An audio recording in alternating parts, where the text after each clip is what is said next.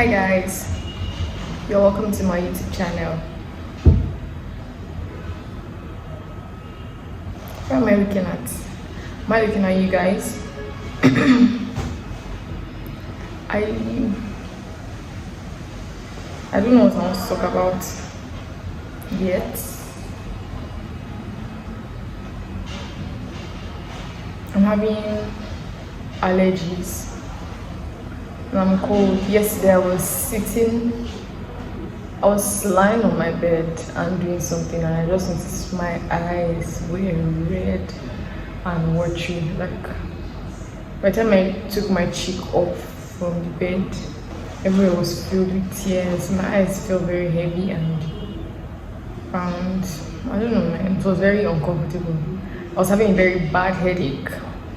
Another thing was that my wisdom teeth, they're growing like on both sides, and it is so uncomfortable. I had to call my mom, tell her, "Mommy, I think I'm teething," and she was laughing. She was like, "At what age?" But I felt like that should be the only explanation for why I was having so much headache, and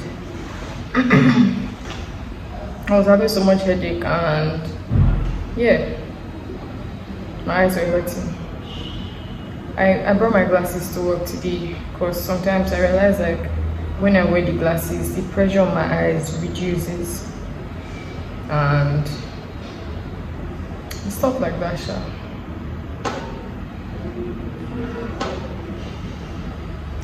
Guys, I don't know what to talk about. This thing has been the main character. I used it yesterday, this nose inhaler. I used it yesterday and I felt way better this morning. But I also took like allergy drugs and stuff like that. I feel better. So what can I talk about?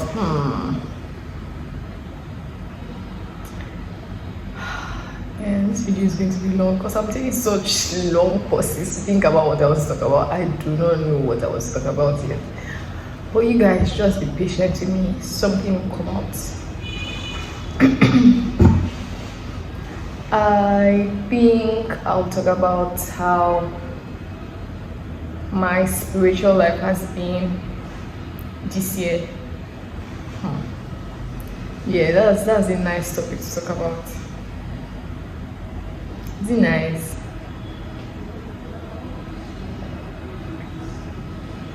I don't think the word is nice. I think the right word should be something like it's not nice. I just want to share what my experience here has been like spiritually this year. So I started the year crossing over at Celebration Church, our crossover nights, and to be honest, I've not even checked the book where I wrote down the things that I got as a word for this year. I don't know where that book is. There was a mantle I was holding. I took that mantle first to the outpouring. That's where we had Dunsin Yekon, Lauren Toyor, Pastor Deboye, people like that. And I really held that mantle. I was like, okay, mantle of blessings. I'm not like somebody that, let me see, I'll depend on a man to aspire, I'll hold the man to the right example. To me, things like that are symbols of faith. Just the way people wear like rings as an indicator of marriage. It's not written anywhere that you should wear a ring to show that you're married or anything. But that's just like a symbol of something that happened, and something I value spiritually. It's a symbol of my faith, yeah, something like that. So that night, that morning of the crossover, the first thing I realized was that my mantle got missing in church. So I started the year actually upset about that mantle. Because why?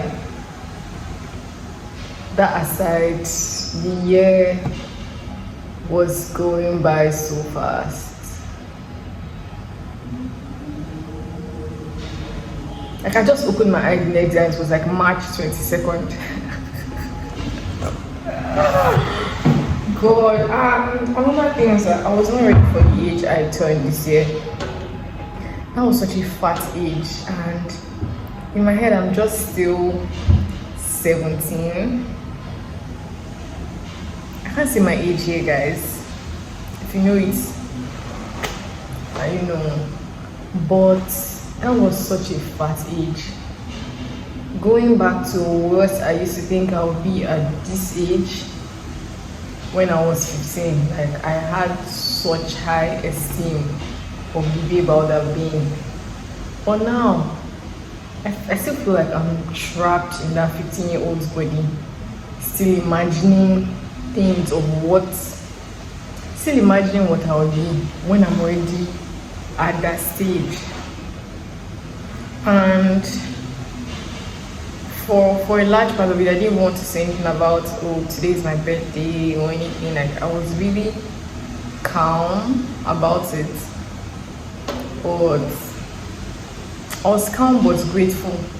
Like, grateful that, oh, I'm still alive and stuff like that. But can we not bring up the age in all of this celebration? Yeah. And I opened my eye again and it was like June. All this while I have just been praying, let me say, my church morning devotion. We were also running 100 days of discipleship. I was doing that. I was also praying with my personal prayer group, but to a large extent, I wasn't even committing my heart to it. It felt like routine, and man, I was just not having it. Then I wrote something on my Medium recently about how I just feel I have a hard life and good things don't come to me easily. Like how am I even sure Christianity is real, stuff like that. And I was about to question myself and say, Abeg, stop that nonsense. Do you know who you're talking about? Do you know this? Do you know that? But I was really fed up. Like, can we stop for a moment?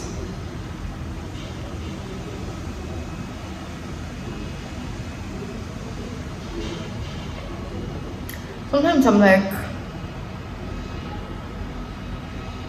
this God people are talking about, who is God? Where is he?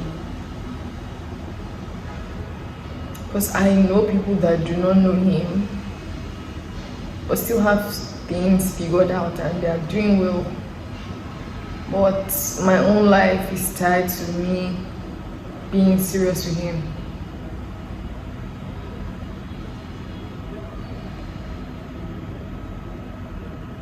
It's just something we tell ourselves to psych each other up or something. So I don't know. I really started asking my friends questions and I realized they were getting so concerned about me. Some send text messages, some call, some say so many things, and me, I was just like, I don't want to talk. This year has felt very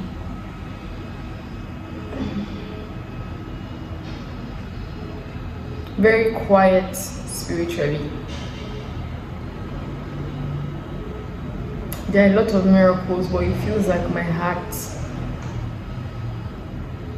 was numb to them. There are a lot of good things, a lot of testimonies, but it just felt like my heart was dark and numb to them, and I did not care.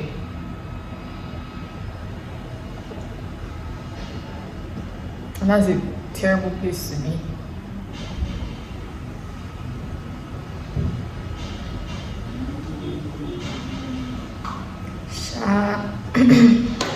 Yesterday something happened. Because I wrote something, I'll put the link in my bio. So something I wrote on my Medium, and yeah, guys, sorry my thoughts are all over the place. I did not plan this. And I'm just saying it the way it comes to me. What was I about to say now?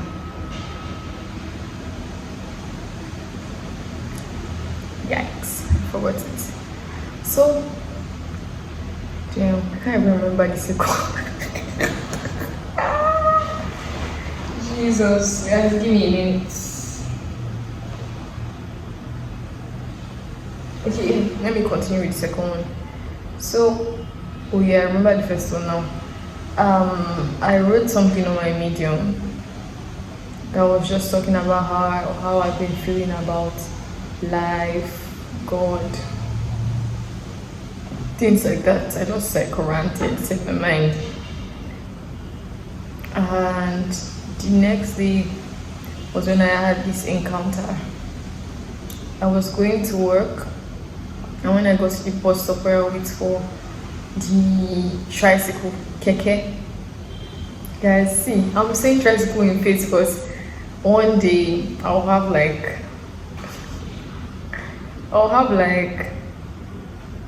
non-Nigerian audience. Okay, so yeah. So I was waiting for them, and this boy, and oh my god, Jesus, guys, the call of somebody came in and I had to stop my beautiful video for you guys. Now I think I'm not in the same frame. Oh well, I'm sorry. So I was standing now waiting for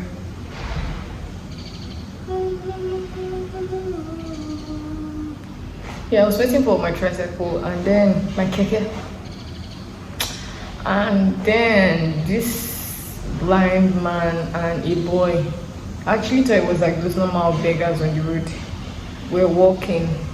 And by the time the boy got to like almost my side, I thought they were going to beg me, and I did not have money, and the only cash in my hand was the cash for me to enter bus. And so I just like started shifting aside, let them know being me, because I need a helper right now too. So I shifted, and then the guy said it's in Yoruba. I can't say it in Yoruba. I understand Yoruba, I can't speak Yoruba. But the guy said it's in Yoruba that I've crossed it to the other side. Amy, let me try. I think I can't say the I've crossed to the other side. But then I say Amy till love by now. No, I mean Amy till love by you. I don't know, but yeah, he said he's leaving now. So I've crossed to the other side. I'm leaving you alone now. That's what he said. Then he left this guy with his walking stick. The guy was just using the cane to hit like everywhere, and I was so scared because right behind us was a gutter. I was like, no way this is happening. Is it like his guardians just is it guardians? I don't know. The person that's guarding him just avoided him, just abandoned him, and I was like, what? The guy left home, and this guy was just calling Agege to every sound of a passing car. Jesus, I almost cried. I was almost crying. My eyes were already red because I don't know, maybe it's like ovulation week or anything, but things have been making me cry unnecessarily days before. But this one, it really touched my heart. He said,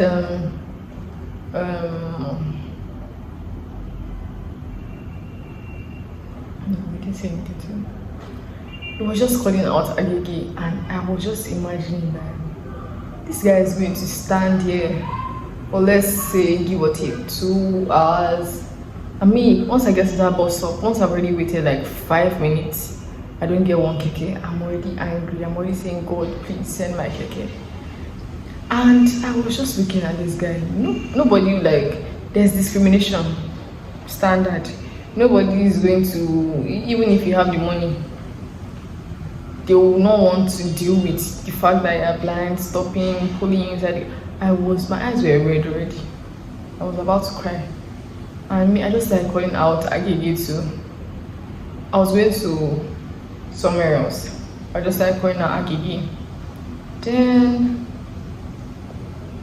the first guy stopped. When I pointed like the Agigi is not for me, it's for this blind guy. I said, fine guy, 16 are you now? And he drove off. Yeah. Guys, this time I'm sure if you looked at me, there was already water here and here.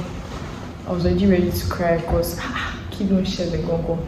They said they're not carrying anymore. They zoomed off. This guy kept calling Agege, Agege. This time I had to walk close to him already, and I found another Agege guy. And this ones were kind enough to stop, and they just pulled this man inside the car. My heart was heavy, man. Like, this is a day in your life for this guy. I just like, my head was just really spinning. Like, few minutes later, I found my own keke, and I was just going with like a very heavy heart. Like, imagine like this guy was all alone, so this guy would be calling Agege under this hot sun. Man.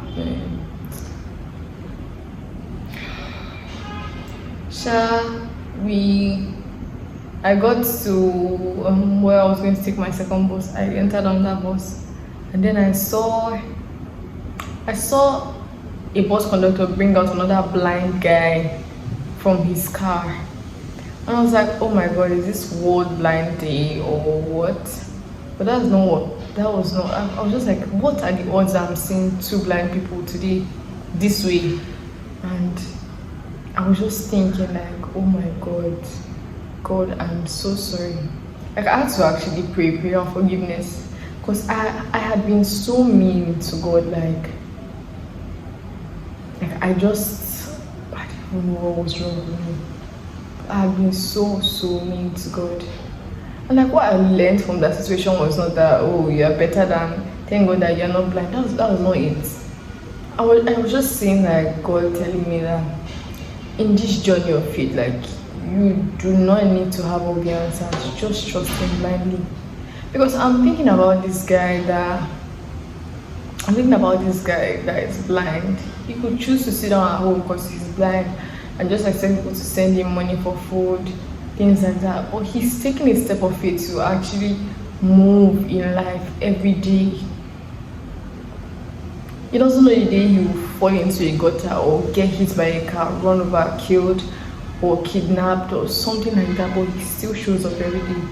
And I was just thinking, like, God, this is somebody that can literally not even see the next step to take physically.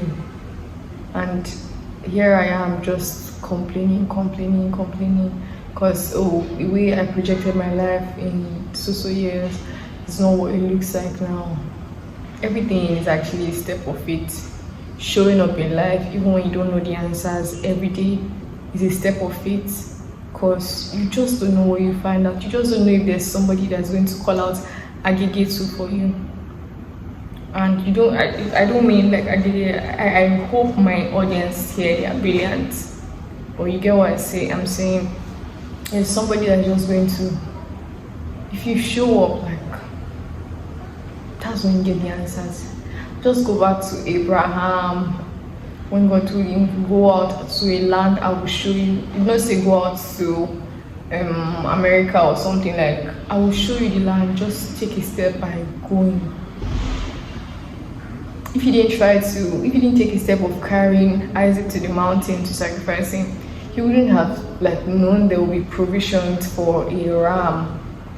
And all of this is just so, it was really humbling for me, I can't lie. And the message I just got, that even if I don't understand what's going on, I actually just need to trust God blindly, because I am genuinely at his mercy. I do not have any system for ensuring I wake up every day, talk less of ensuring I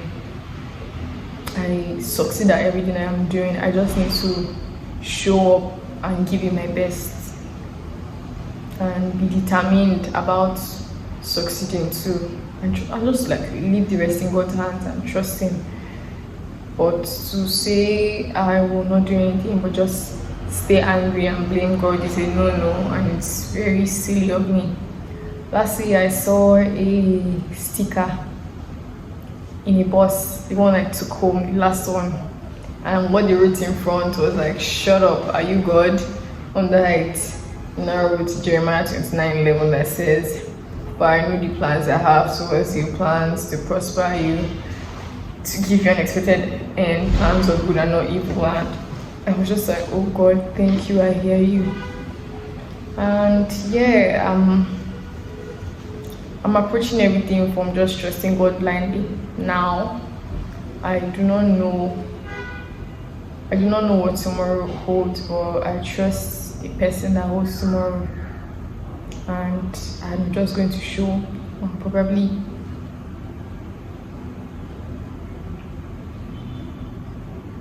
find somebody to push me into my own Agege bus. By God's grace. Bye guys, I love you. Mwah.